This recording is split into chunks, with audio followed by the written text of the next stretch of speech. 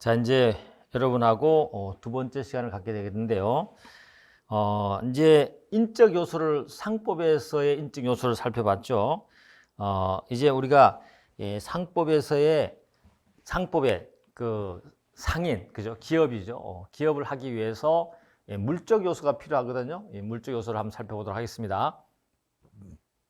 상호, 상업장부, 영업소, 상업등기.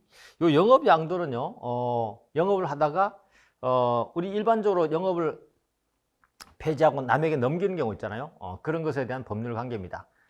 이것도 굉장히 중요한 주제가 될 수 있겠죠.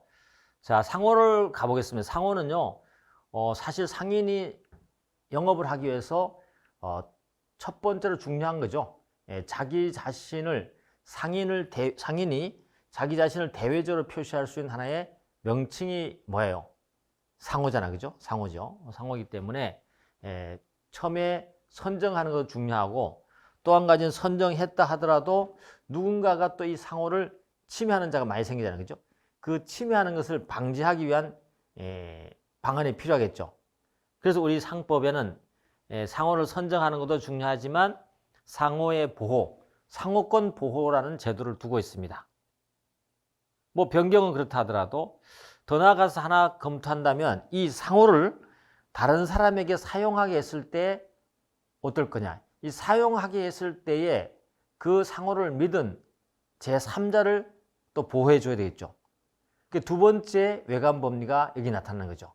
앞쪽에 첫 번째 외관법리는 표현지배인이었잖아요. 이번에 두 번째 나타나는 것이 바로 명의대여자 혹은 상호대여자 책임이에요. 요 명의는요, 상호가 포함되어 있습니다. 알겠죠? 상호는 명의에 포함되어 있다는 생각을 가지시면 되겠습니다. 요 두 주에 특히 상호 보호, 상호권과 명의 대여자 책임에 초점을 맞추고 설명을 해보도록 하겠습니다. 자, 상호의 선정입니다. 우리나라 입법주의는 상호 자유주의 원칙을 취하고 있죠. 뭐 나라마다 다를 수 있지만 우리는 자유주의를 취하고 있습니다. 자유주의를 취하고 있다는 것은 상호 진실주의를 요구하지 않는다는 뜻이에요. 알겠죠? 다시 말해서 영업하는 내용하고 상호하고 일치하지 않더라도 관계없다는 얘기죠. 그렇게 되면 또 뭐가 되겠습니까? 먼저 풀어줬기 때문에 또 무분별하게 남발될 경우, 남용될 경우, 상호 자유주의 원칙이 남용될 경우에는 또 제3자 침해 문제, 제3자의 권한 침해 문제, 여러 가지 또 부작용이 발생할 수 있겠죠. 그 부분에 대해서는 일정 부분 제한을 두고 있습니다. 원칙 자유롭게 해주고 예외적으로 제한한다. 이 말을 여러분 알아두시면 될 것 같아요. 자, 일단 자유주의죠. 그렇지만 자유주의에서 우리가 제한하는 걸 한번 살펴보자는 거죠. 자유주의 예외가 되는 거죠. 특히 법인 기업인 회사 있죠. 이러한 상호는 반드시 이 5가지의 이름을 붙여야 됩니다. 이름 앞에 무슨 회사라는 걸 붙여야 됩니다. 왜 그러냐면 요 법인 형태의 회사들은요, 각각 이름마다 다른 성격과 구조를 갖고 있기 때문에 그렇죠. 그렇기 때문에 같지 않는 성격을 갖고 있는 자가 있으면 안 되겠죠. 그 다음에 회사 명칭을 사용할 때는 제한하도록 하겠습니다. 회사 아닌 자는 회사란 말을 붙이면 안 돼요. 또 한 가지는 회사가 아닌 자가 영업을 양수해서 또 회사 이름을 붙여서 사용해도 안 됩니다.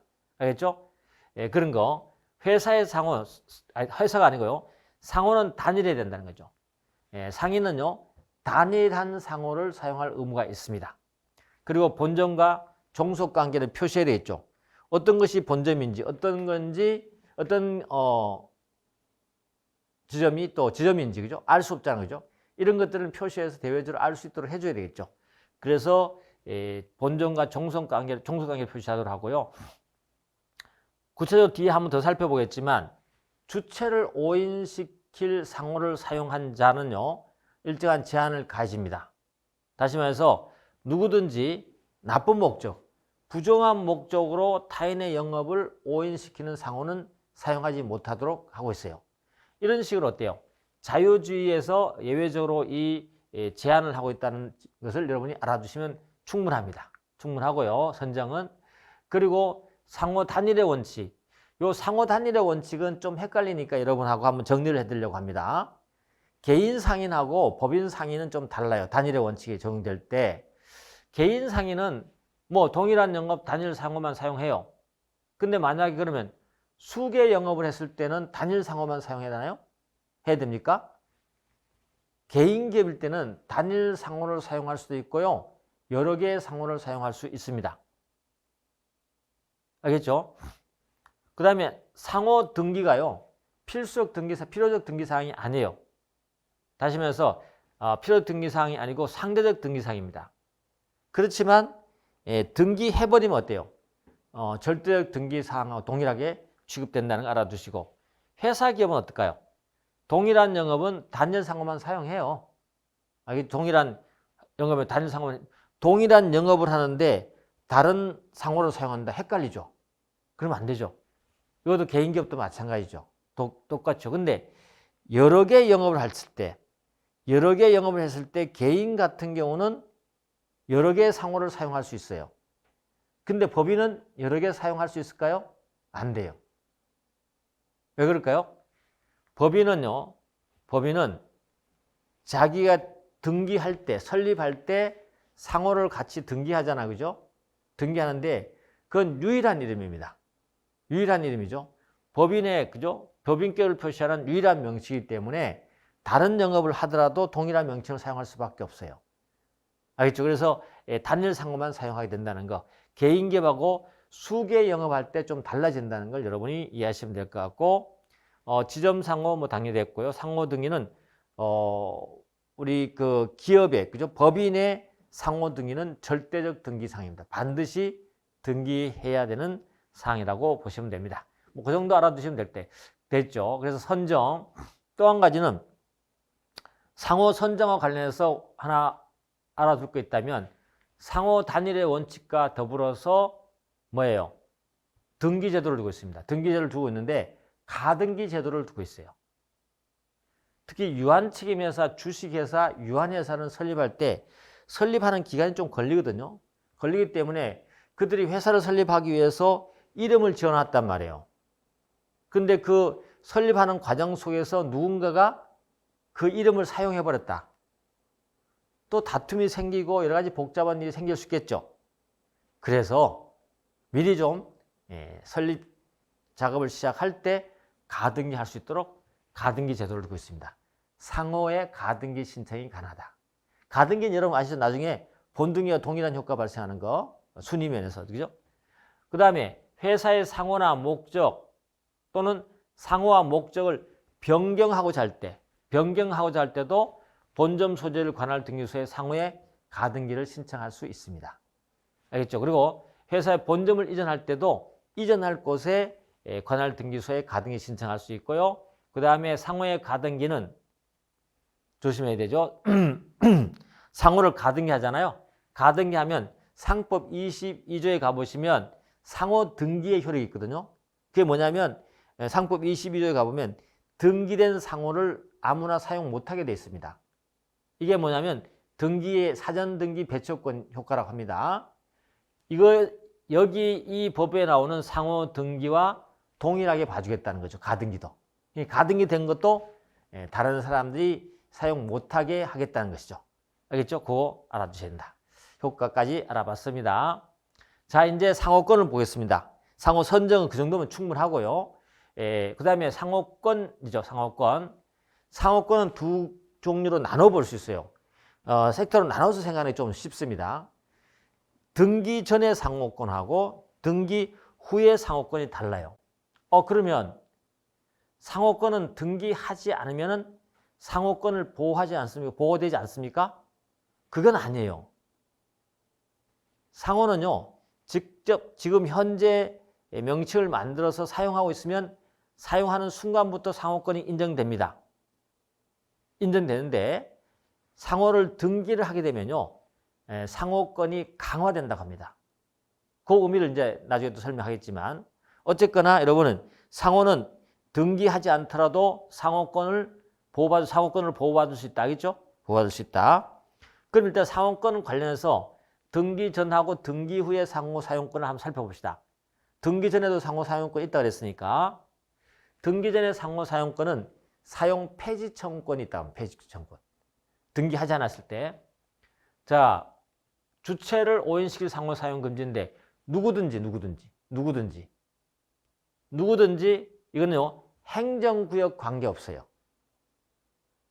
행정구역 관계없이 부정한 목적 타인 영업 오인하는 상호를 사용 못하게 합니다. 알겠죠? 만약에 이를 사용해서 위반해서 사용함으로 해서 손해받을 염려가 있는 자는 사용 폐지 청구가 가능하다는 조문이 있다는 거죠. 이게 바로 지금 아직 이거는 뭐예요? 등기하지 않을 때 얘기입니다. 등기하지 않을 때는 누구든지 그 다음에 행정구역 관계없어요. 서울에서 서울 김밥을 하고 있는데 부산에서 누군가 서울 김밥집을 만들면서 간판을 달았다. 그렇다 하더라도 그 부산에 있는 자가 어때요? 어떻게 이런 거 부정한 목적으로 서울 김밥인 것처럼 오인시켜서 어때요? 이 진짜 서울 김밥집에게 손해를 줬다면 그 서울 김밥집은 뭐죠? 사용 폐지 청구권을 할 수 있어요. 다시 말하면 서울 김밥집을 사용하지 마라 라고 할 수 있다는 얘기죠. 이게 바로 등기 전에 상호 사용권이에요. 등기 전에 할 수 있다는 얘기잖아. 그죠? 요건은 부정한 목적으로, 그 다음에 영업의 동일성도 요구하지 않고요. 상호 등기도 필요 없습니다. 알겠죠? 등기도 필요 없습니다. 영업의 동일성 요구하지 않는다니까 다시 말하면 서울에서 서울 김밥집은 진짜 서울에서 김밥을 해요. 근데 부산에서 서울 김밥을 했는데 그 김밥집에는 김밥을 팔지 않아요. 그냥 우동만 팔아요. 뭐 이래도 상관없다는 얘기입니다. 알겠죠? 그런 뜻입니다. 그러면 어때요? 침해받으면 현재 또는 장래 사용 금지 청구를 하거나 예를 들면 간판 내려라. 아니면 등기돼 있으면 등기를 말소해라. 알겠죠? 그렇게 하고 또 상호 폐지 청구는 손해배상 영향을 주지 않기 때문에 함께 청구할 수 있습니다. 아시겠죠? 등기 전에는요. 누구든지 지역과 관계없이 행정구역 관계없이 부정한 목적 타인의 영업으로 오인하도록 하도록 사용해서 피해를 줬다면 이렇게 배척 청구할 수 있다. 그런 뜻입니다. 자, 그 다음에 등기 후입니다. 등기 후. 등기 전 그랬잖아요. 이제 등기 후. 등기 후는 어떤 거냐? 이런 거 되면 상호는 등기할 수 있습니다.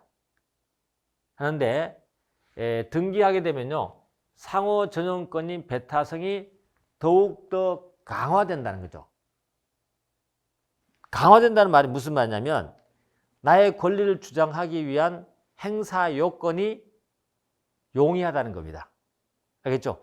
행사 요건이 쉽다는 얘기죠. 그죠? 요건이 용이하다는 거죠. 그걸 말합니다. 그럼 볼게요. 어떤 거냐? 등기 후의 상호 전용권은 동일한 특별시 광역시군 또는 동종영업에 타인이 등기한 상호를 만약에 사용하면 알겠죠? 어디요? 지역이 지금 정해지고 있죠. 동일한 특별시 광역시군이고 지역과 어때요? 영업의 종류가 특정되고 있죠. 동종영업일 때요. 서울특별시에서 만약에 신림김밥집을 하고 있는데 알겠죠? 서울 시내에 마포구에서 누가 신림김밥집을 한단 말이죠. 동일하게 김밥을 팔아야 되고 알겠죠? 그렇습니다. 그리고 서울특별시 맞네요. 이런데 지금 신림김밥집이 어때요? 상호를 지금 등기해 놓은 상태예요. 이런 거죠.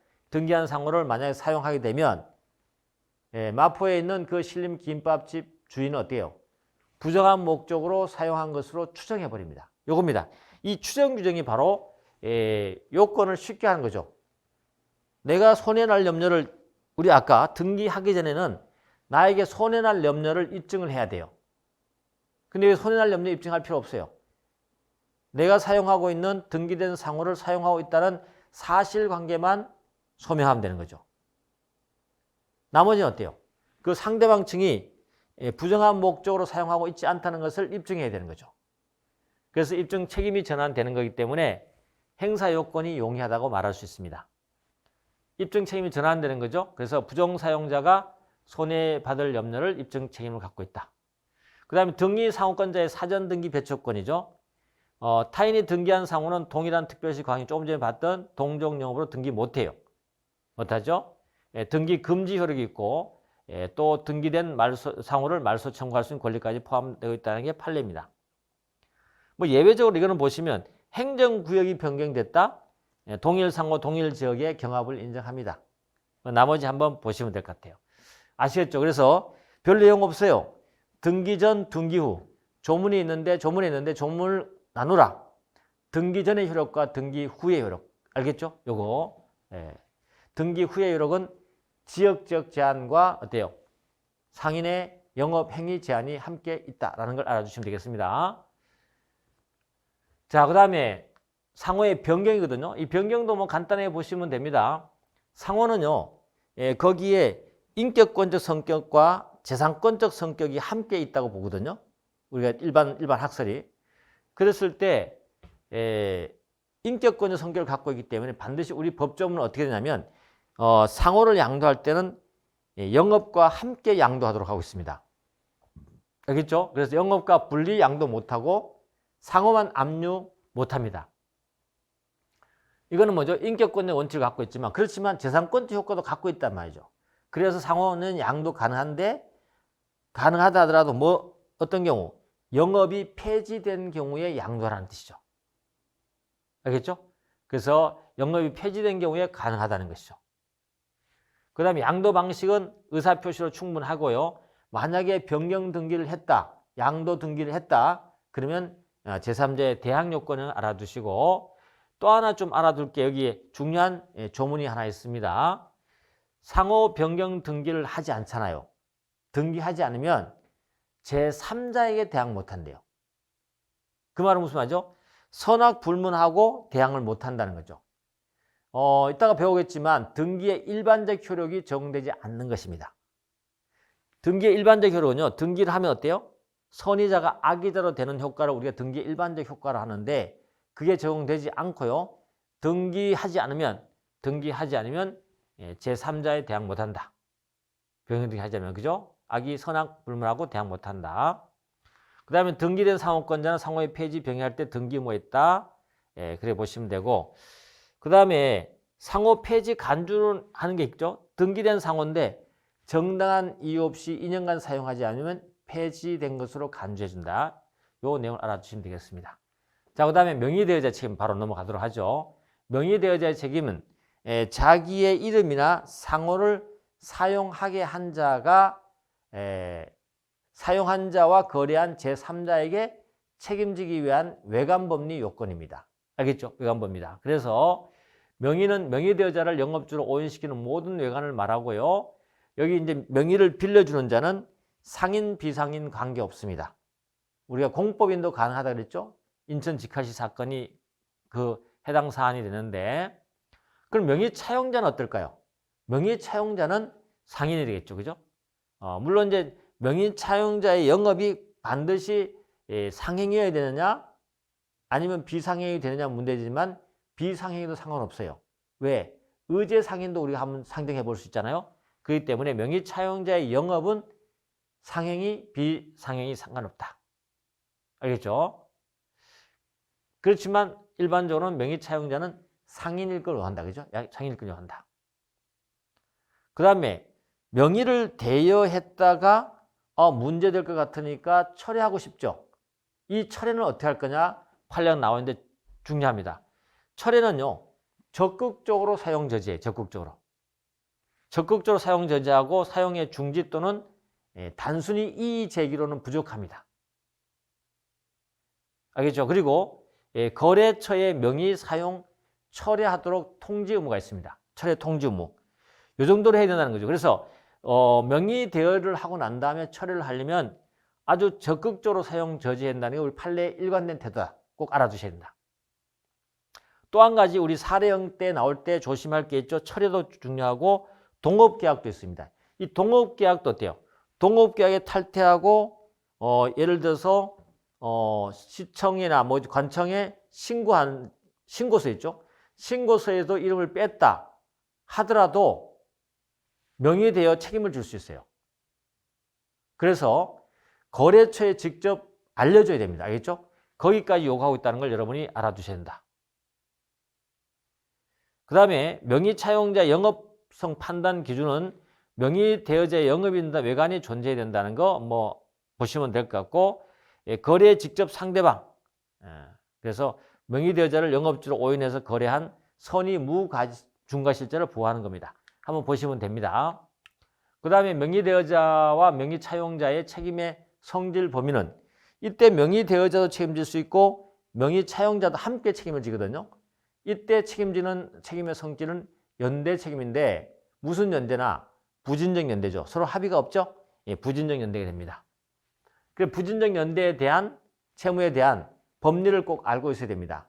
부진적 연대에서 그 채무의 소멸 등등 있죠. 이런 것들이 다른 연대 채무자에 영향을 미칠 것인가에 대해서 우리가 판례도 그렇게 나누고 있지만 상대적 효과와 절대적 효과로 나누고 있죠. 그런 걸 좀 이따 한번 살펴보도록 하겠습니다.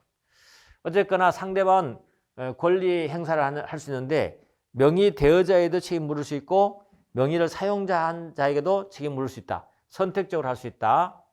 물론 차용자의 명의 사용 허락받은 영업상의 거래와 관련한 것이고 이건 어떨까요? 정미소 영업을 허락했는데 정미소 그 부분을 임대를 했다는 거죠.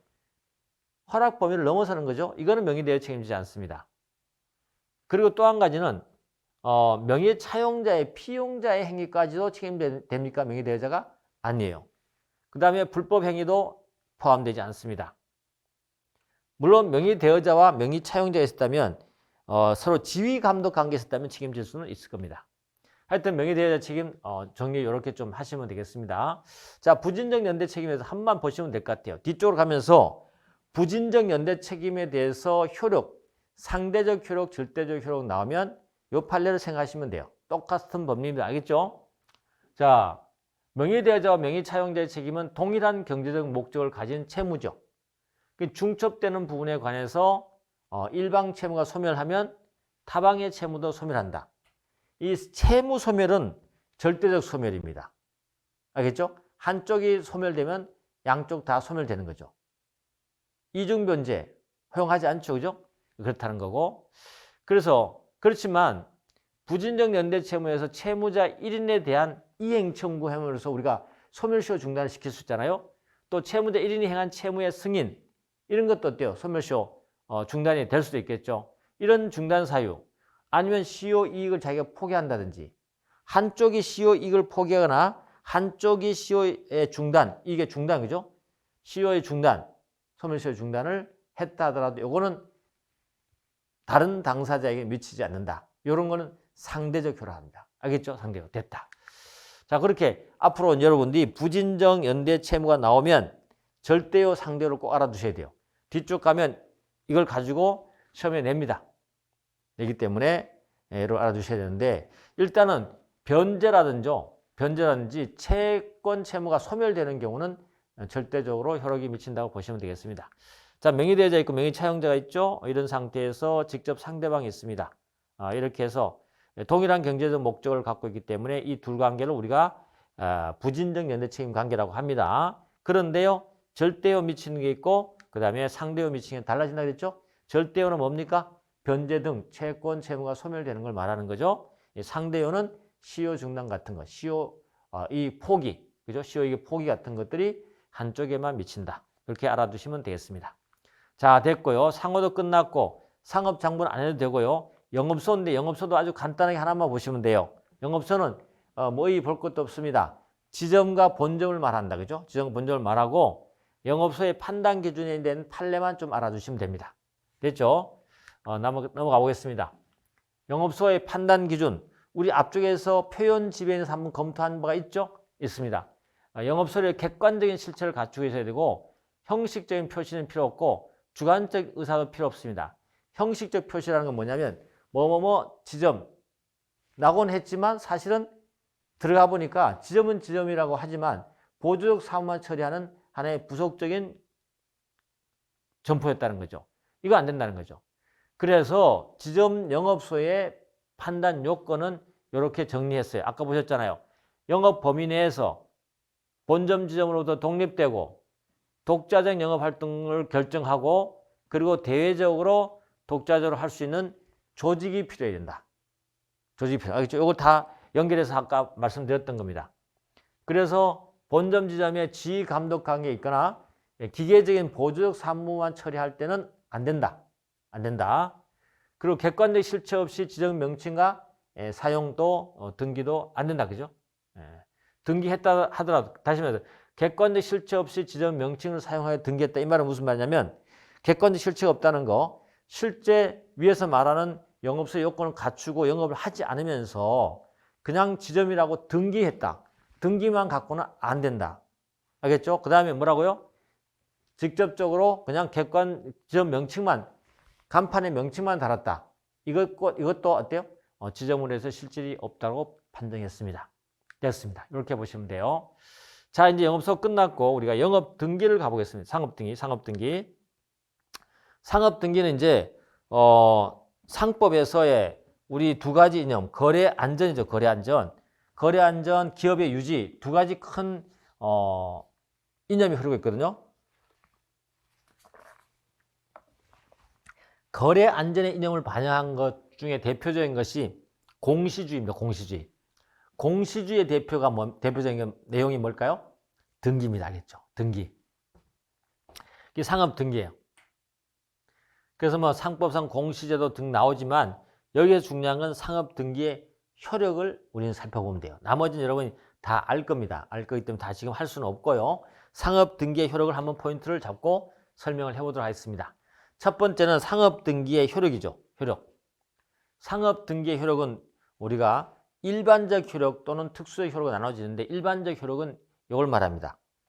등기 전의 효력, 등기 후의 효력으로 나눠집니다. 알겠죠? 등기 전의 효력, 등기 후의 효력으로 나눠지는데 등기 전의 효력은 우리가 소극적 공시의 원칙을 합니다. 등기 전의 상태. 원칙은 이렇습니다. 등기 사항을 만약에 등기하지 않잖아요. 등기 전이니까. 하지 않으면 선의 경과실 있는 자는 제3자에 대항 못합니다. 선의 경과실 있는 제3자에 대항을 못해요. 설령이죠. 등기되지 않더라도 선의 경과실 제3자에 대항 못해요. 악이 중과실 때는 대항합니다. 등기를 하지 않더라도 악이 중과실자에는 대항한다는 얘기죠. 근데 여기서 우리 예외를 하나 꼭 알아둬야 되는데 예외. 앞쪽에서 한 말씀드렸지만 예외 꼭 알아둬야 됩니다. 등기의 일반적 효력 예외. 이게 뭐냐면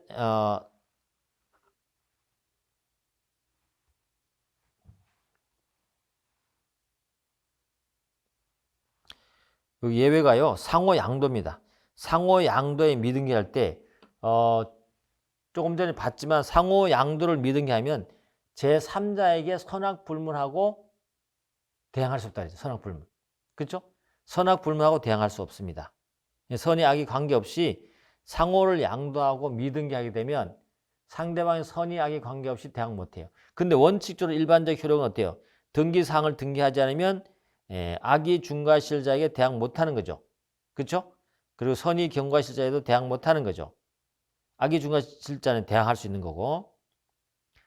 그런데 여기는 상호 양도를 미등기하게 되면 제3자, 선의, 악이 관계없이 대항 못합니다. 등기 대상은 상대적, 절대적 등기사항, 변경, 소멸 등기사항 다 포함되는 것이고요. 여기 뭐 창설적 등기사항은 애초에 등기 전에는 효력이 발생하지 않기 때문에 문제되지 않고요. 요 제3자 의미가 중요하죠. 의미. 거래 상대방 또는 등기사항에 관해서 법률상 정당한 이해관계를 갖는 자가 모든 자를 말합니다. 근데 이 제3자에는요. 어떤 등기사항을 대외적으로 주장하는 자는 당연히 제3자가 아니겠죠. 그 다음에 판례가 얘기한 것이 뭐냐면 여기서 제3자는 일반적 제3자는 대등한 지위에서 하는 보통의 거래 상대방을 말한다는 거죠. 대등한 지위에서 하는 보통의 거래의 상대방을 우리가 제3자를 한다는 거죠. 그러면 조세 부가처분하는 경우에 국가는 대등한 지위인가요? 아니죠. 대등한 지위 아니죠. 그래서 국가는 아닙니다. 그리고 대항 불가의 의미는 뭐냐면 선의의 제3자가 등기사항의 사실의 존재를 부인 또는 사실을 인정해서 당사자에게 주장은 가능합니다. 알겠죠? 당사자의 주장은 가능하다. 자, 그 다음에 일반적 효력. 뭡니까? 등기 후죠. 등기 전에는 선의 경과실자 보호되고 악의 중과실은 보호되지 않는 거죠. 근데 등기하면 어때요? 선의 악의 관계없이 대항할 수 있는 거죠. 알겠죠? 선악 관계없이 제3자에 대항할 수 있습니다. 등기를 했다는 것은 상대방이 알도록 해준 거기 때문에 상대방이 알았든 몰랐든 관계없다는 거죠. 그 말은 다른 말로 하면 제3자의 설령 선이었다 하더라도 등기가 되어버리면 그 내용이 어때요? 악의로 의제되어 버리는 거죠. 이걸 말합니다. 그죠? 이렇게 하는 이유는 법률관계를 명확하고 무익한 쟁송을 방지하기 위한 것입니다. 그리고 등기 의무자를 보호하기 위한 것이죠. 그렇죠? 그런데 또 예외가 하나 나옵니다. 예외가 뭐냐면 아무리 등기했다 하더라도 정당한 사유로 알지 못한 제3자에 대항할 수 없다. 그렇죠? 정당한 사유. 정당한 사유는 물론 객관적 사유여야 되지 주관적 사유를 말하는 것은 아닙니다. 그렇게 한번 봐주시면 되고, 그 다음에 일반적 효력의 적용 범위예요. 당연히 거래관계인 법률관계에 적용되는 건 맞고요. 그리고 상호의 양도. 아까 보셨잖아요. 이거는 예외죠. 등기 없더라도 제3자 선의 악이 불문하고 대항할 수 없다. 봤고, 지역적 제한이 있죠. 지역적 제한 요거는 이 판례가 나오는 건데 등기는요. 등기한 영업소를 기준으로 판단합니다. 그래서 지점 소재지에 등기할 사항을 등기하지 않았다. 그럴 때는 그 지점과 거래한 제3자에게 대항 못하는 거죠. 알겠죠? 그런 거 말한다. 그래서 지점 거래와 본점 거래의 차이가 있다는 거 알아두시고, 그 다음에 표현 책임이죠. 표현 지배인 표현 대표이사. 여기는 일반적 효력이 미치잖아요. 왜 그럴까요? 이들에게는 선의자, 외관 법률을 믿은 자를 보호하기 위한 하나의 제도잖아요. 그 제도에 독특한 의미가 있단 말이죠. 그런데 만약에 등기에 일반적 효력이 미쳐버리면 입법 취지를 몰각시킬 수 있겠죠. 그래서 표현 지배인 표현 대표이사에는 일반적 효력이 적용되지 않습니다. 그래서 선이면 보호되는 거예요. 표현 지배인 표현 대표이사. 알겠죠? 그 다음에 예외 규정으로서 선의의 제3자, 등기를 신뢰한 자죠. 이 악의로 의제되지 않고 계속 보호된다는 것이고, 또 한 가지는 우리가 대표이사의 퇴임 등기를 가지고 일반적 효력 적용되는 것이죠. 근데 민법상 표현 대리에 적용 또는 유추 적용은 되지 않습니다. 제도의 취지와 목적상, 상법상, 그죠? 그렇게 보시면 돼요. 자, 그 다음에 일반적 효력의 적용 범위 지역적 제한 됐고요. 아까 봤습니다. 표현 책임, 그 다음에 예외 규정 됐고요. 아까 봤던 게 중복으로 좀 나왔네요. 이건 나중에 여러분 중복으로 나온 것은 지우셔야 되겠습니다. 제가 다시 마지막에 할 때는 다 지우고 드리겠습니다. 선의의 제3자, 악의로 의제되지 않는다. 됐고요. 요 소송행위 공법관계가 새로 들어왔고 나머지는 앞에 중복되는 부분이에요. 소송행위 공법관계. 소송 절차의 안전성과 명확성을 요구하기 때문에 등기에 일반적 효력이 미치지 않고, 그러니까 선악 관계없이, 알겠죠? 효과가 나타난다는 것이고, 대등적 지위가 아닌 국가 등과 거래소는 등기 일반적 효력이 인정될 수가 없습니다. 됐죠? 그렇게 보시면 돼요. 자, 우리가 앞쪽에 봤던 대표이사의 퇴임 등기, 이것이 민법 129조를 적용할 수 있느냐, 이 문제거든요. 한번 가보시면 한번 읽어보십시다. 대표이사의 퇴임 등기가 된 경우에 민법 제129조 내지 유추정, 그죠? 129조 내지, 그죠? 적용 내지 유추정을 만약에 해버린다 하겠습니다. 그럼 상업 등기의 공시력을 인정한 의의가 상실된다는 거죠. 상업 등기의 공시력, 이게 무슨 말이죠? 상업 등기의 공시력은 등기하면 어때요? 선악 관계없이 대항할 수 있다는 거잖아요. 그죠?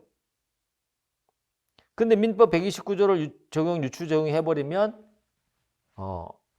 상법이 일반적 효력이 적용되지 않습니다. 그래서 민법 129조가 보면 대리권의 소멸은 선의의 제3자에게 대항하지 못한다. 이렇게 돼 있죠. 다만 제3자가 과실로 인해서 사실을 알지 못한 때는 그러하지 않다의 적용 또는 유추 적용이 되지 않는다는 거죠. 부정된다는 거죠. 그렇다면 그건 무슨 말이냐면 일반적 효력이 적용된다는 얘기죠. 일반적 효력이 적용돼서 선악을 구분한다는 뜻입니다. 이겁니다. 대표에서 퇴임하잖아요. 퇴임 등기했고 등기의 일반적 효력을 인정해서 대항 가능합니다. 퇴임 등기하면. 그래서 A가 선의 악이 관계없다. 그죠? 관계없다. 자, 그 다음에 이제 상업등기 효과, 객관적 진실 공시. 이 상업등기 이제 하나의 특수적 효과인데요. 특수 효과. 아까는 일반적 효과고, 특별한 효과인데, 이 상업등기는 어떤 의미를 갖고 있습니까? 객관적 진실을 공시하고 그 효력 확보에 목적을 두고 있는 것이죠. 그렇죠? 목적을 두고 있는 겁니다. 그 원칙적으로 확보적 선언적 효력이 있습니다. 확보적 선언적 효력. 공신력, 그래서 공신력은 없어요. 사실관계 없이 신뢰한자에 등기된 효력 발생하는 거. 이거는 공신력은 우리 민법의 부동산 등기도 공신력이 없는 거 아시죠? 그 사실을 믿었다고 해 보호되지 않잖아요. 그죠? 그렇지만 뭐는 가네요. 등기되어 있으면 이런 사실상 추정력이 인정돼서 등기되었구나라고 할 수 있다는 거죠. 그렇지만 법률상 추정력은 인정 안 돼요. 법률상 추정이 되면 입증 책임이 전환되는 효과가 발생하는데 그 법률상 추정력은 인정되지 않습니다. 판례를 한번 보면요. 합자회사 사원 지분에 대한 부실 등기를 믿고 합자회사 사원의 지분을 양수했어요. 잘못된 등기를 믿고. 그럼 지분 양수 인정 안 됩니까? 공신력 인정됩니까? 안 되는 거죠. 지분 양수 인정. 그 다음에 인정되지 않죠. 그죠? 부실 미국 회사 사원의 지분을 양수했다 하더라도 지분 양수 인정되지 않죠. 그 부실 양수된 부분만큼. 그 다음에 법인 등기부의 이사, 감사 등 이 판례 아주 중요한 판례입니다만은 지금 간단히 설명해 보면 법인 등기부의 이사, 감사가 등재되어 있어요. 근데 특단의 사정이 없는 한 정당한 절차에 의해서 선임된 적법한 이사, 감사로 어떻게 된다? 사실상 추정. 그래서 법률상 추정 인정 안 되지 않습니다. 판례가. 사실상 추정되면 인정된다. 근데 예외적으로 요거 조심해야 돼요. 예외적으로 법률상 추정력과 예외적으로 공신력 인정하는 제도를 딱 하나씩 두고 있다는 거죠. 상법은 공신력 인정되지 않습니다. 알겠죠? 예외적으로 법률상 추정력 있는 게 뭐죠? 타인이 등기된 상호의 사용. 우리 앞쪽에 타인이 등기된 상호를 사용하면 부정한 목적으로 추정된다 그랬죠? 그 추정 조항입니다. 이게 바로 법률상 추정력이기 때문에 뭘로 본다? 입증 책임이 전환되는 거죠. 예외적 공신력은 뭐냐면 고의 과실로 인해서 사실과 상이한 사항을 등기한 자는 그 상위에 대한 선의의 제3자에게 대항할 수 없다. 부실 등기 알겠죠? 그러니까 회사가 부실 등기를 해야 될 의무가 있는 자가 부실 등기 아니고 그죠? 등기해야 될 의무자 있는 자가 부실 등기를 했어요. 그 부실 등기를 믿은 제3자. 알겠죠? 믿은 제3자의 그 신뢰를 보호해 주냐 이 말이죠. 보호해 주죠. 우리 법에 의해서 부실 등기된 제3자는 보호되거든요. 알겠죠? 그렇게 된 겁니다. 그래서 그런 측면에서 보면 공신력을 인정했다고 볼 수 있지 않을까요? 등기를 믿은 자를 보호해 주니까 그런 의미입니다. 그래서 예외적으로 공신력 인정한다고 일반적으로 말할 수 있습니다. 중요한 것이고요. 그 다음에 부실 등기의 효력 우리 한번 가볼게요. 조금 전에 예외적으로 공신력을 인정해줬다는 그 제도를 보시면 이겁니다. 등기한 자가요. 등기한 자의 고의 과실, 경과실도 포함됩니다. 일단은 고의 과실로 사실과 다른 사실을 등기했어요. 물론 이제 등기한 자는 누구겠습니까? 등기 의무자겠죠. 의무자로서 그 대리인, 상인, 뭐 대표이사 되겠죠. 등기한 자에 해당되지 않는 자는 누굴까요? 타인의 등기를 그죠? 타인의 허위 등기를 하거나 등기소의 과실로 잘못 등기한 거 이거는 등기한 자에 해당되지 않습니다. 그 다음에 고의과실의 판단은 상인이나 대표이사 기준한다. 꼭 알아둬야 돼요. 여기에 부실등기에 악의과실했죠. 고의과실은 상인이나 대표이사 기준합니다. 사실상 업무집행자 안 돼요. 그리고 중요한 판례가 하나 나왔습니다. 제3자의 문서 위조 등의 원인에 의한 부실등기. 문서를 위조했어요. 위조. 등기 신청권자의 고의과실과 동일시할 정도의 사정이 존재했느냐. 또 부실등기에 관여했느냐. 다시 말하면 알면서도 경정 말소 않고 방치한 걸 우리가 관여한 거로 보거든요.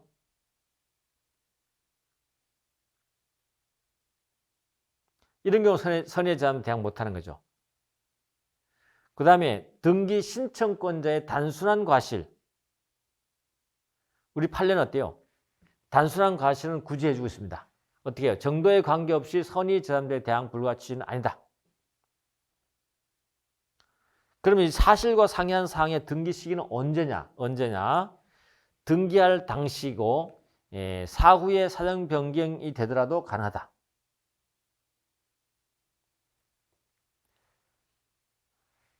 그래서 우리가 이 판례 있죠. 취소되는 주총의 결의에서 이사로 선임된 대표이사가 마친 이사 선임 등기는 상법 39조의 부실 등기에 해당됩니다. 취소되는 주총의 결의에 의해서 이사로 선임됐다는 거죠. 당연한 얘기입니다. 그 다음에 공신력 가보겠습니다. 두 번째, 공신력은 부실 등기한 자는 선의의 제3자에 대항 못하고요. 상이한 사실 주장할 수 없고 예외적으로 공신력 갖습니다.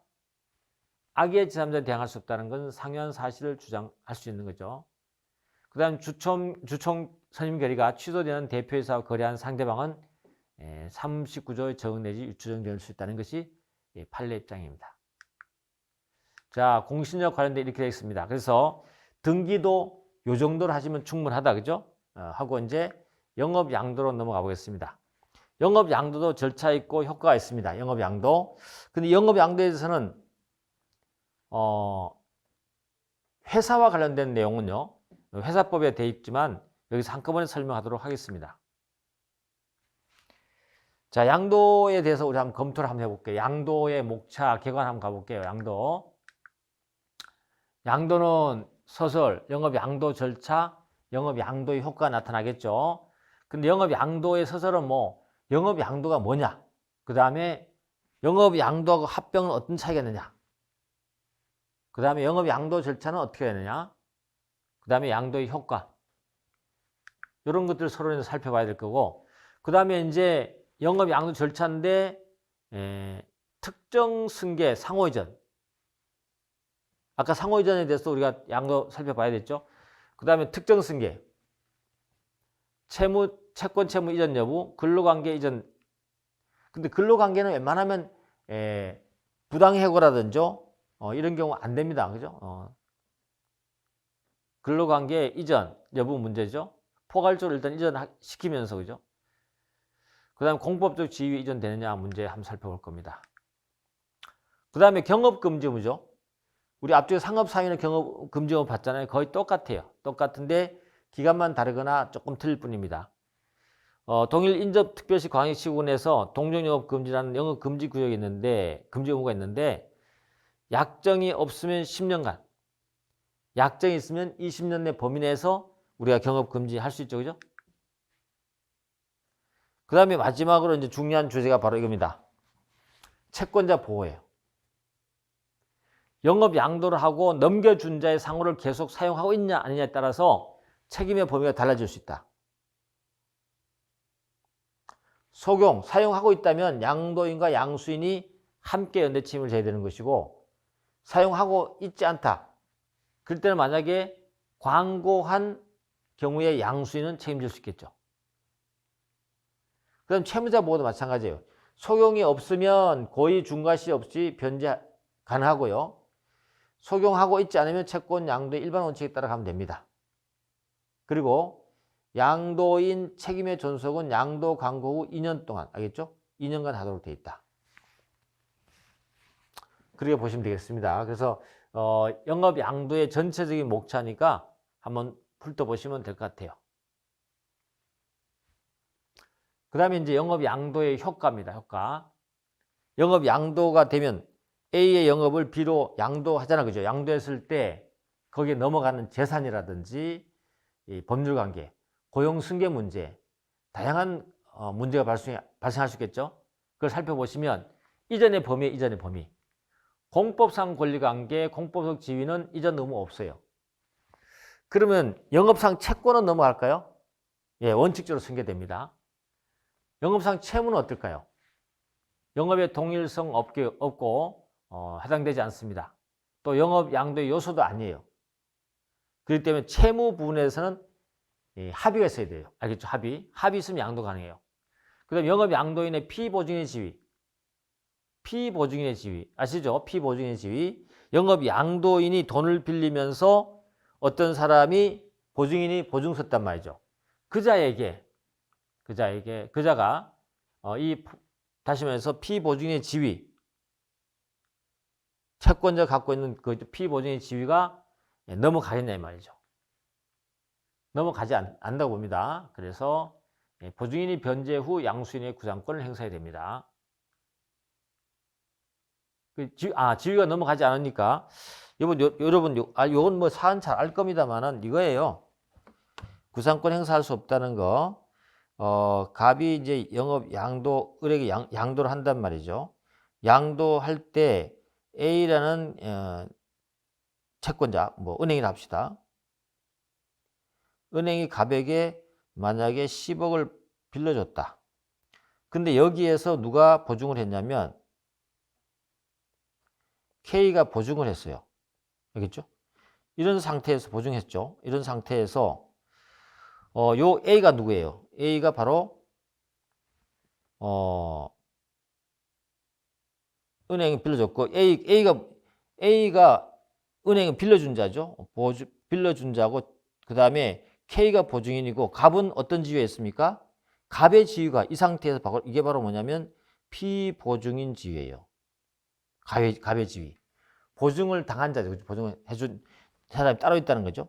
그렇게 양도할 때 이 피보증인의 지위도 넘어갈 거냐 문제인데 안 넘어간다는 얘기예요. 그 말은 무슨 말이에요?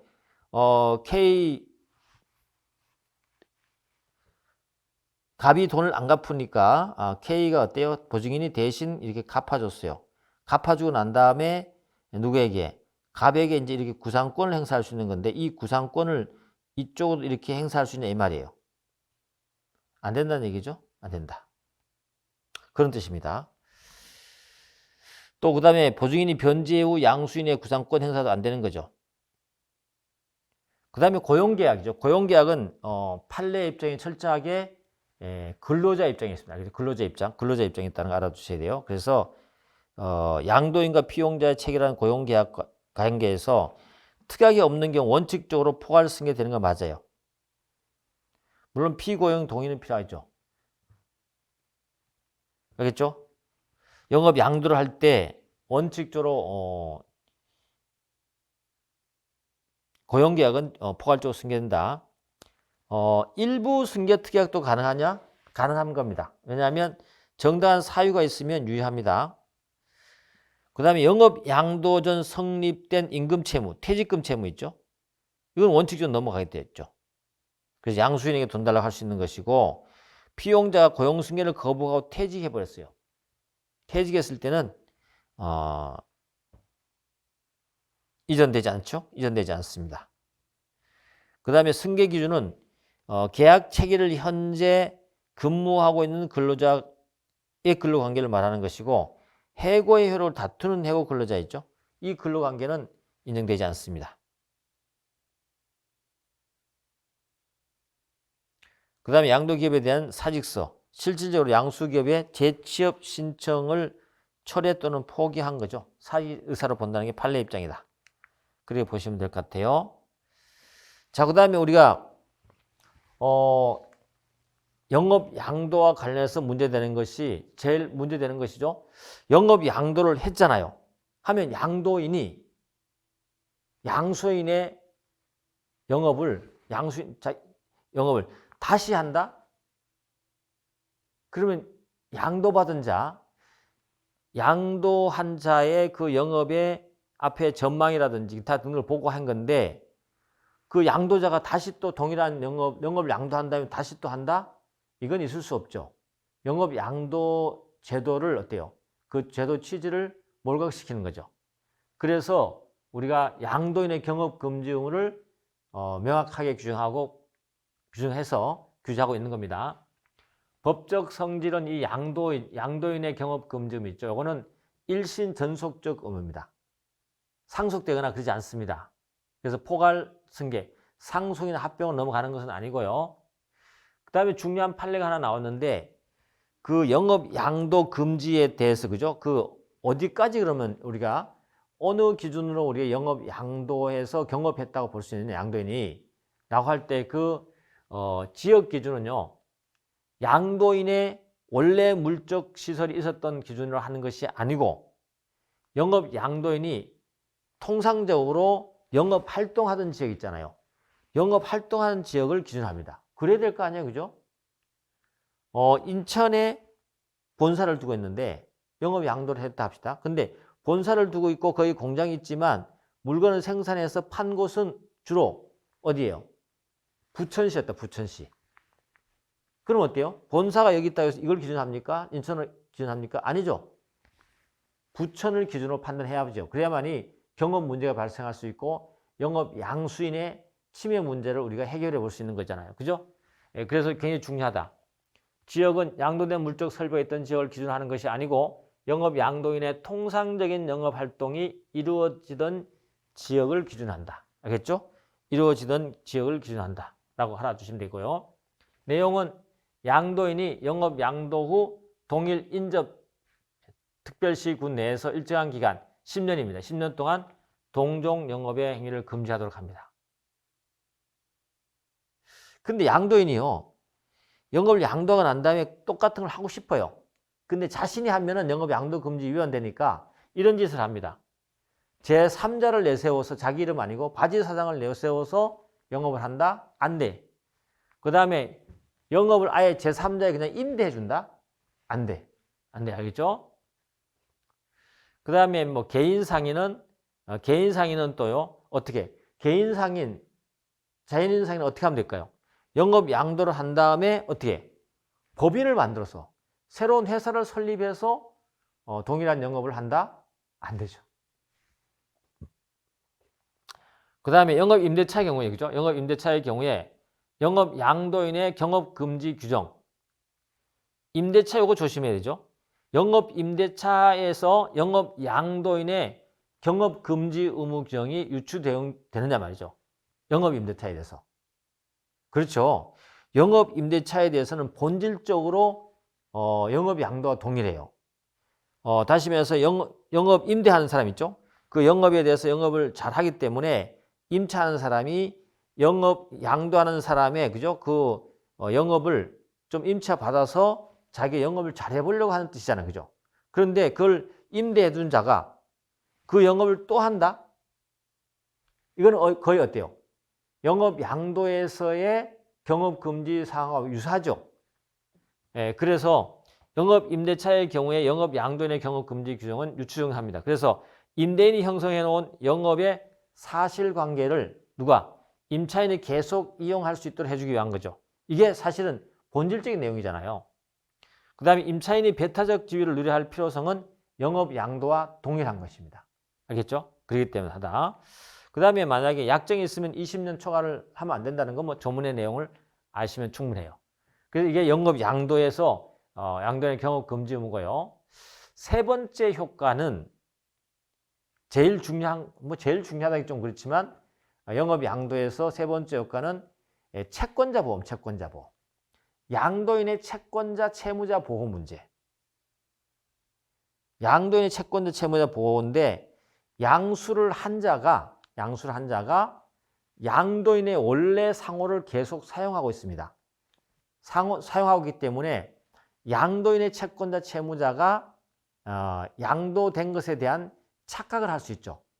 그죠? 이 착각을 했을 때 양도인의 채권자 채무자를 보호할 것인가? 요것도 뭐죠? 세 번째 나오는 하나의 외관법이라는 거. 여러분 느낄 수 있겠습니까? 외관법입니다. 알겠죠? 외관법입니다. 그래서 한번 보시면 일단 두 가지로 나눠보겠습니다. 상호 속용을 하고 있는 것. 상호를 지금 계속 사용하고 있는 경우와 상호를 사용하고 있지 않는 경우 두 가지로 생각해 봐야 돼요. 사용하고 있는 경우와 사용하고 있지 않는 경우. 첫 번째, 사용하고 있는 경우니까 착각할 수 있는 경우죠. 그래서 양도인의 영업을 하는 제3자의 채권은 상호 소용 양수인도 이때는 변제 책임을 지도록 법에서 규정하고 있다. 그 다음에 이제 판례가 쭉 나오는데 아주 중요한 판례들을 많이 내놨는데 여러분들이 제가 이렇게 키워드로 모아놨기 때문에 공부를 하신 분들은 눈치챌 수 있습니다. 채권자가 영업 양도의 사실을 알고 있는 경우, 채권자가 영업 양도했다는 사실을 알고 있다고 하더라도 양수인은 변제 책임집니다. 뭘 알고 있죠? 영업이 딴 사람에 넘어갔다는 걸 알고 있고 그 사람이 상호를 계속 사용하고 있다는 걸 알고 있다. 그것만 가지고 채권자의 책임을 면제되지 않습니다. 영업 양도 사실 알겠죠? 사실을 아는 거. 또 한 가지 더. 이게 최근에 나온 판례인데요. 채권자가 채권 양도 무렵에 채무 승계 없음을 알지 못했어요. 영업 양도를 할 때 하는 순간 하는 그 무렵에 채권자가 양도하는구나 사실은 알고 있었지만 채무 승계를 하지 않겠다는 그죠? 그 내용을 몰랐어요. 모르고 상호를 계속 사용하는 경우입니다. 사용하는 거죠. 옳지 못한 경우는 일단 양수인의 변제 책임지는 거예요. 그런데요, 이 사안에서는 채권 양도 무렵에서는 몰랐어요. 근데 그 후에 나중에 양도가 난 다음에 나중에 채무 인수 사실이 없네 라는 것을 나중에 알게 됐어요.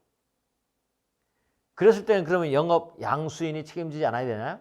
됩니까? 아니에요. 판례는 뭐라고 합니까? 이미 발생한 영업 양수인의 변제 책임은 소멸되지 않는다. 알겠죠? 소멸되지 않는다. 이 판례, 최근 판례 알아두셔야 돼요. 그리고 여러분 제가 지금 설명하는 것 중에는 이론적인 설명 쭉 하고 있는데 여기에는 최신 판례들이 다 들어와 있어요. 웬만한 거 다 들어와 있기 때문에 나중에 최신 판례를 제가 잠깐 마지막 시간에 좀 해줄 때는 그런 것들은 다 빼고 설명하도록 하겠습니다. 그래서 이 강의를 요걸 잘 들으면 돼요. 그 다음에 채권자가 채권 양도 무렵에 채무 승계 없음을 알고 있었다. 이건 안 되죠. 채무 승계 없음을 알고 있었잖아요. 그럼 아무리 상호를 적용하고 있다 하더라도 양수인은 책임지지 않습니다. 이해됐습니까? 그 다음에 채권자 악의 입장이 영업 양수인이 됐고요. 양수인이 채무 인수 없음을 입증하더라도 양수인은 책임진다. 알겠죠? 알아두셔야 돼요. 영업을 양도받고 양수인이 상호 소경을 계속하고 있다. 이렇게 했을 때 특별한 사유가 없는 한 채무 인수 없다라는 걸 아무리 입증한다 하더라도 관계없죠. 책임진다는 것이고 만약에 이건 어때요? 채무 인수 없음을 입증할 때는 그렇지만 이건 어떨까요? 양수인의 면책적 채무 인수가 입증됐다는 거죠. 면책적 채무가 인수됐을 때는 누가 책임질까요? 면책적 채무 인수가 입증됐을 때는 양수인만 책임지는 거죠. 양수인이 양도인의 채무를 완전히 면책적으로 인수를 해버렸기 때문에 요게 입증되면 양수인만 책임진다. 알겠죠? 요거 알아두시고. 그 다음에 이제 우리 판례가 상호 소경은 뭘 말하냐 했을 때 사회 통념상 객관적 영업에 동일성 있는 상호를 계속 사용하면 충분하다고 봅니다. 그래서 완전한 동일성을 요구하지는 않아요. 판례 입장입니다. 그리고 또 한 가지 중요한 판례가 있는데 상호 소경의 원인 관계 문제예요. 상호 소경의 원인 관계 뭡니까? 그 상호를 사용하는 거죠. 사용하는 원인 관계. 무단으로 사용했느냐? 아니면 양도인으로부터 상호를 사용하도록 허락받았느냐? 허락받았다가 또 그 허락받은 내용이 무효가 됐거나 허락하는 그 계약 자체가 해제됐거나 하더라도 상관없습니다. 일단 상호를 사용하는 그 자체 사실관계로 판단하는 것이 바로 우리 상호속용 문제거든요. 그래서 제한 없다. 사실관계. 양도인의 서울반점이라는 간판을 그대로 사용하고 있다. 그 자체로 그 믿은 양도인의 채권자 채무자를 보호하는 규정이기 때문에 알겠죠? 그래서 상호속용의 간판 사용의 원인관계는 사실관계로 충분하다.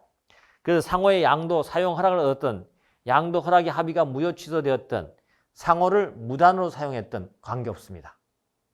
아시겠어요? 관계없다. 이거 알아두시고 그 다음에 상호속용한 경우에 채권자 보호가 두 번째 보면 속용의 명칭입니다. 명칭. 상호 자체, 옳고 영업표지도 상관없는 거 다 아실 거고 제3자는 어때요?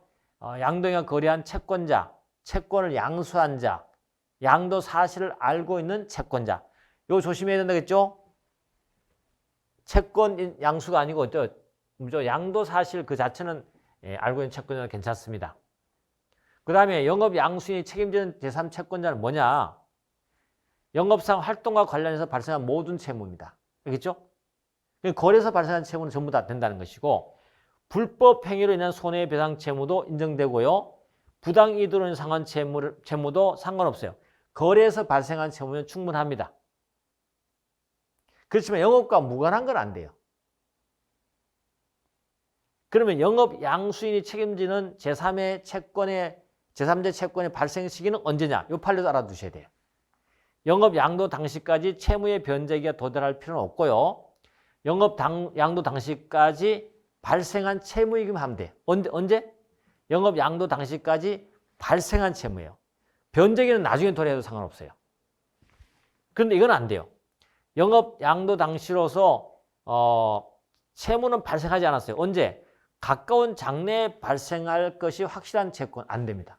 안 됩니다. 알겠죠? 그 다음에 영업을 위한 채무에 대한 입증은 채권자가 합니다. 채권자. 알겠죠? 채권자 한다. 나머지, 요거는 판례도 하나 있죠? 확정 판결, 변론 종결의 채무자로부터 영업 양수를 했다 하더라도 변제 책임진다. 다시 말해서 면책적으로 채무 인수 등의 특별한 사유가 없는 민사소송법상 변론 종결 후에 승계인이 아니라는 거죠. 다시 말해서 책임지는 자가 아닌 것이 아니라는 거죠. 책임진다는 뜻입니다. 알겠죠? 확정 판결, 변론 종결의 채무자로부터 영업 양수를 했다. 상호 소용 양수인은 책임진다. 다시 말하면 민소법상 변론 종결 후에 승계인이 아니다. 이렇게 딱 정리를 해주셔야 된다. 아시겠습니까? 자, 그러면 이제 세 번째, 양수인의 책임재산이다. 책임재산은 양수한 재산만, 양도받은 그 재산만 말하는 게 아니에요. 누구? 자신의, 양수인의 모든 재산으로 책임을 부담하게 된다는 걸 알아두시고, 그리고 채권자가 양도인에 대한 채무 명의로, 채권자가 양도인에 대한 채무 명의로 양수인에게 바로 집행할 수 있습니까? 안 돼. 별도로. 양수인의 재산이 강제 집행 안 돼요. 다시 말해서 양도인에 대한 사실은 양수인이 상호 소경에 의해서 책임지는 거하고 양도인의 원래 책임지는 채권이죠. 이건 별개의 채권입니다. 그냥 법이 외관 법리에 의해서 책임지게 해주는 것이지 양수인에게. 그래서 법률적으로 발생 원인을 달리하는 별개의 채권이다. 그래서 만약에 그런 채권 양도할 때도 대항 요건은 별도로 갖춰져야 된다. 그렇죠? 그런데요, 양수인이 지체 없이 양도인의 채무에 책임 없음을 만약 등기했다? 그러니까 양수인이 책임 안 지려면 어떻게 돼요? 등기하는 게 제일 좋은 방법이죠. 모든 채권자에 대해서 책임 안 집니다. 그런데 양도인과 양수인이 지체 없이 채권자에게 책임 없음을 통지했을 때는 그때는 그 통지받은 채권자에 대해서만 변제 책임이 없다. 알겠죠? 이런 차이점이 있다 알아두시기 바랍니다. 자, 좀 중요한 판례가 하나 있네요. 영업을 출자해서 주식회사를 설립해서 상호를 계속 사용합니다. 그러면 상법 42조 상호를 소유한 양수인의 책임의 제1항이 유추정될까요? 적용되죠. 됩니다. 그 다음에 상법 45조 영업 양도인의 책임의 존속기간 2년 있잖아요. 2년. 2년도 그대로 유추정된다. 아시겠죠? 어떨 때? 영업을 출자해서 주식회사를 설립하고 상호를 계속 사용하는 경우다. 요거는 안 된다. 그죠? 아까 봤듯이 우리 보시면 영업임대차 있잖아요. 영업임대차 또는 영업임대차의 종료로 영업을 반환할 때 이때 상법 42조 1항을 적용해서 유추정할 수 있냐? 이건 안 된다. 그죠? 영업임대차, 임대차 종료로 반환하는 경우는 유추정되지 않습니다. 이거 아까 잘 비교하셔야 된다. 그죠? 봅니다. 그 다음에 이제 뭐 상호 소경을 하지 않는 경우의 채권자 보호죠. 원칙적으로 양수인은 책임지지 않지만 채무 인수를 광고할 때는 책임진다. 조심해야 할 건 있습니다. 여기서 광고라는 것이 신문의 광고를 말합니까? 아니면 방송 광고를 말합니까? 아니에요. 그런 뜻이 아니고 책임을 지겠다라는 것을 채권자에게 인식시켜 주는 걸 말합니다. 그 채무인수의 광고라는 것은 사회통념상 채무인수가 있었다는 것을 믿을 만한 외관을 야기하는 것을 우리가 광고라고 그러는 거예요. 알겠죠? 그럼 그 예를 하나 보면 이런 겁니다. 양수인이 양도인의 거래처와 거래를 계속하고 있다가 나중에 양도인의 채권자에게 우리 이제 상호 변경합니다라고 그걸 통지했어요. 그건 이미 어때요? 양수인이 양도인하고 원래 거래하던 거래처하고 계속 거래했다는 것은 양수하고 계속 거래했기 때문에 책임진다는 것을 인식시켜 줬죠. 그리고 상호 변경도 통지했다는 거죠. 그래서 인수했다가 상호를 바꾸겠다 한 것이기 때문에 광고한 거로 본다. 됐죠? 그 다음에 이 양도인은 그럼 마냥 책임집니까? 아니죠. 영업 양도 또는 광고 후 2년이 경과하면 소멸된다. 그죠? 이렇게 알아두시면 된다. 자, 영업 양도의 효과입니다. 채무자 보호도 가능할까요? 상호를 소용할 때는요, 채무자가 영업 양도 사실에 대해서 선의이고 중대한 과실이 없으면 양수인에 변제하면 효과가 인정됩니다. 알겠죠? 무슨 요건이 필요하죠? 선의이고 중대한 과실이 없어야 돼요. 알겠죠? 선의이고 중대한 과실이 없어야 된다. 그 다음에 양수인이 만약에 소경을 하고 있지 않을 때는 그 문제 안 돼요. 그건 이제 또 민법의 채권 양도로 가야 되기 때문에 상법 문제는 아닌 것 같고요. 상호를 소경할 때 잘 보셔야 돼요. 요건이 다르다. 됐죠? 자, 이렇게 해서 우리가 중요한 주제를 마무리 지었어요. 마무리 짓고 어디까지 우리가 왔냐면 쭉 이제 목차 다 들어오죠. 어디까지 왔어요? 상위 끝냈습니다. 상위 끝냈고 이제 상행위로 한번 가보도록 하겠습니다. 알겠죠? 상행위를 검토를 해보도록 하겠습니다. 상행위 하기 전에 조금 쉬도록 하겠습니다. 잠깐 쉴게요.